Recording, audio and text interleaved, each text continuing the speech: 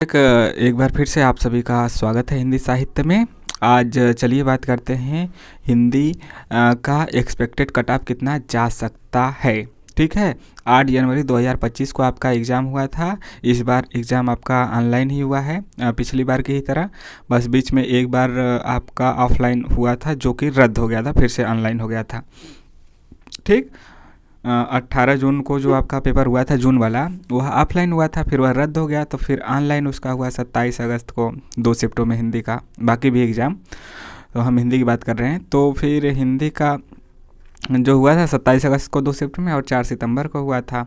तो इसके बाद जो आपका दिसंबर 2024 वाला एग्ज़ाम हुआ, उसी के चलते अब तक दिसंबर में ही हो जाता, लेकिन उसी के चलते आपका जनवरी 2025 में आया। दिसंबर वाला ही है, 8 जनवरी 2025 को यह आपका एग्ज़ाम कंडक्ट करवाया गया। इस बार एक चीज़ क्या अच्छी रही कि एक ही शिफ्ट में आपका पेपर हुआ, एक ही शिफ्ट में हुआ, इसलिए नॉर्मलाइजेशन नहीं होगा। इस बार आपका नंबर तो पता चलेगा ही, पिछली बार भी पता चला था, और कट ऑफ भी पता चलेगा। यह जो कट ऑफ है, यह पेपर 1 और पेपर 2 मिला के पूरे 150 क्वेश्चन होते हैं। पेपर 1 में 50, पेपर 2 आपका हिंदी में आपके 100 क्वेश्चन।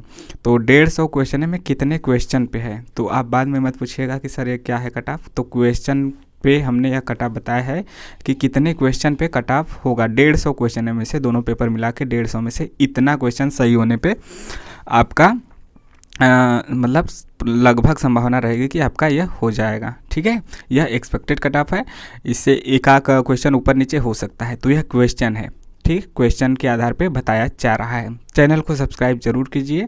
देखिए यहाँ पे बात कर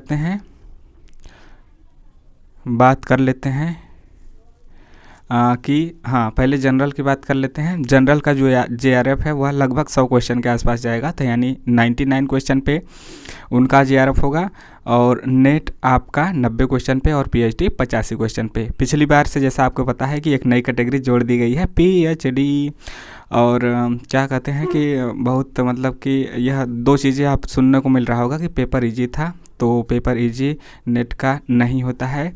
पेपर इजी टू मॉडरेट था पिछली बार की तुलना में। पिछली बार थोड़ा सा डीप क्वेश्चन आए थे, पंक्तियाँ आई थी, तो कहा जा सकता है कि 1 लाइनर क्वेश्चन ज़्यादा आए हैं, मतलब लगभग 30-35 क्वेश्चन 1 लाइनर आए हैं।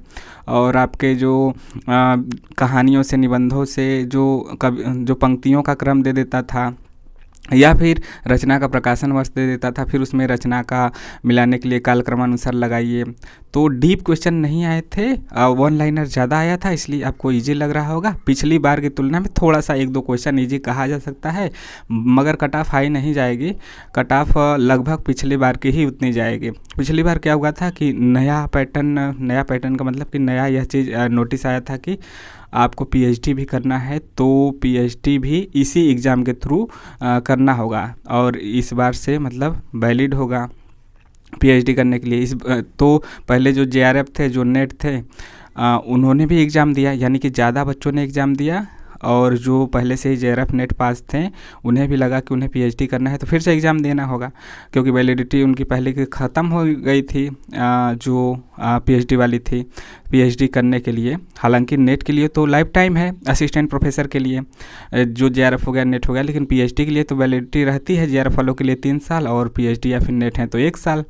तो उन्होंने फिर से पेपर दिया था, तो अच्छे स्टूडेंट ने और ज़्यादा स्टूडेंट ने पेपर दिया था, इसलिए पेपर पिछली बार जून वाला कठिन होने के बावजूद, एक तो री एग्ज़ाम हुआ था, तो फिर कठिन होने के बावजूद कट ऑफ हाई गई थी।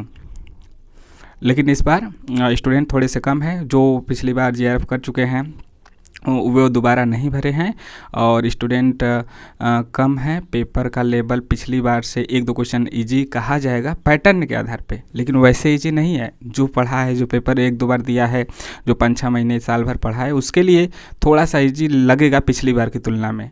लेकिन पेपर क्या था, मॉडरेट, मतलब अच्छे स्तर का था। इजी क्वेश्चन ही तो ज़्यादा गलत होता है, इजी क्वेश्चन ही तो ज़्यादा गलत होता है। यह सब लोग इससे संतुष्ट होंगे, और वहीं तकलीफ भी ज़्यादा देता है।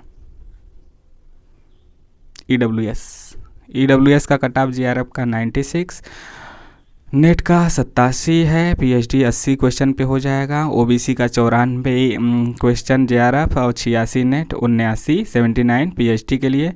SC का कट ऑफ 92, रहेगा। उसके बाद 81 92 यह JRF का, 81 नेट के लिए, 76 76 क्वेश्चन PhD के लिए। EST का कट ऑफ आपका 87 JRF, 76 नेट और 72 क्वेश्चन आपका JRF के लिए। तो लगभग उतना ही जाएगा, उससे ज़्यादा नहीं जाएगा, उससे ज़्यादा नहीं जाएगा, लगभग उतना जाएगा।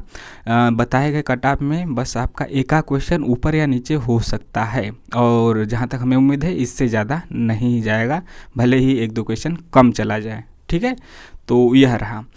तो सभी कैटेगरी का JRF यहाँ पे देख सकते हैं। इस प्रकार से भी दे सकते हैं कि JRF जनरल का 99 पे, EWS का 96 पे, OBC 94, SC 92 और ST का 87। और इस प्रकार से नेट जनरल का 90, EWS का 87, OBC का 86 और SC का 81 के साथ ST का 76। देखिए OBC SC और EWS में बहुत ज़्यादा अंतर नहीं रहता, 1-1 2-2 क्वेश्चन का रहता है। जनरल का बात करें PhD का तो 85 क्वेश्चन पे, EWS 80, OBC 79, SC 76 और ST का 72 क्वेश्चन पे हो जाएगा। एक चीज़ आप गौर किए थे पिछली बार, नहीं किए होंगे, जो EWS का PhD का कट ऑफ गया था OBC से ज़्यादा गया था, OBC से ज़्यादा गया था।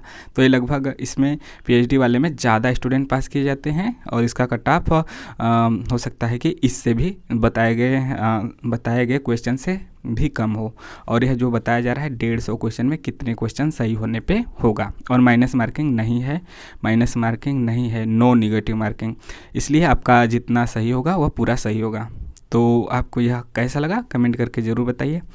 और अभी तो आपको पता नहीं चलेगा, जब से फाइनल आंसर की नहीं आएगी उतना क्वेश्चन ही नहीं याद होगा। 150 में कितना याद होगा? पेपर 1 में वैसे भी कुछ कंफर्म कहा नहीं जा सकता, उतना याद ही नहीं रहता। मान लीजिए 5 DI, 5 अनुच्छेद वाला और 5 रीजनिंग के 15 क्वेश्चन में आपको रहेगा कि हाँ 12 13 14 जिसका ये सब सही है 13 14 सही होगा, या फिर बहुत लोगों का 15 भी सही होगा। तो इसमें नहीं कहा जा सकता मैथ वाला रीजनिंग वाला याद नहीं रहता। फिर भी वहाँ पे यदि 25 क्वेश्चन मान लें या 30 क्वेश्चन तो बहुत अच्छा जिसका होगा उसी का पेपर 1 में 30 होगा। जनरली आपका 20 22 24 25 इतना ही लोगों का सही होता है। ठीक है, और इसके बाद आपका हिंदी में उतना याद नहीं होगा, फिर भी एक अनुमान ज़रूर लग रहा होगा कि हाँ पेपर अच्छा गया है। तो 100 क्वेश्चन तो होते हैं, 100 में 10 क्वेश्चन आपका अनुच्छेद वाला होता है, तो उनको अनुमान होगा कि हाँ मेरा 65 सही हो सकता है, 70 सही हो सकता है या 60 सही हो सकता है, एक अनुमान लगेगा।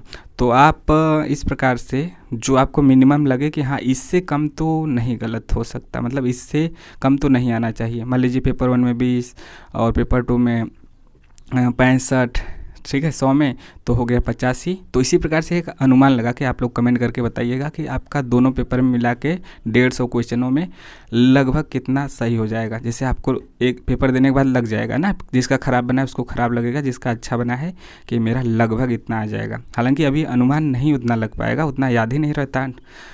हिंदी का भी मान लीजिए तो 100 क्वेश्चन में उतना भी नहीं याद होगा, बहुत याद होगा 60-70 क्वेश्चन याद होगा लगभग।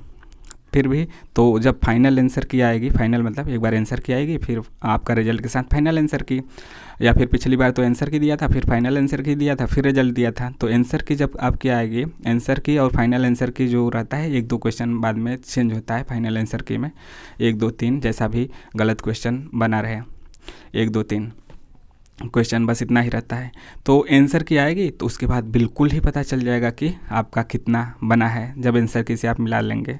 तो 16 जनवरी को पेपर सभी का समाप्त हो जाएगा, फिर उसके 7-8 दिन 10 दिन बाद आपका या फिर 15 दिन के अंदर आंसर की संभावना रहेगी, यानी कि जनवरी के लास्ट तक, जनवरी के लास्ट वीक में आपका आंसर की संभावना रहेगी कि आ जाएगा। मतलब वहीं 25 जनवरी के आसपास, 25 से 30 जनवरी, बहुत लेट हुआ तो इस प्रकार से आप जब उस समय आएगा तो फिर एक बार देखेंगे कि सबका कितना आता है। इस बार कमेंट करके बताइए, और आपको पेपर का लेवल कैसा लगा यह भी बताइए। मिलते हैं नेक्स्ट वीडियो में, लेकिन चैनल को सब्सक्राइब जरूर कीजिए, टेलीग्राम से भी जुड़िए जिसका लिंक डिस्क्रिप्शन और कमेंट बॉक्स में है।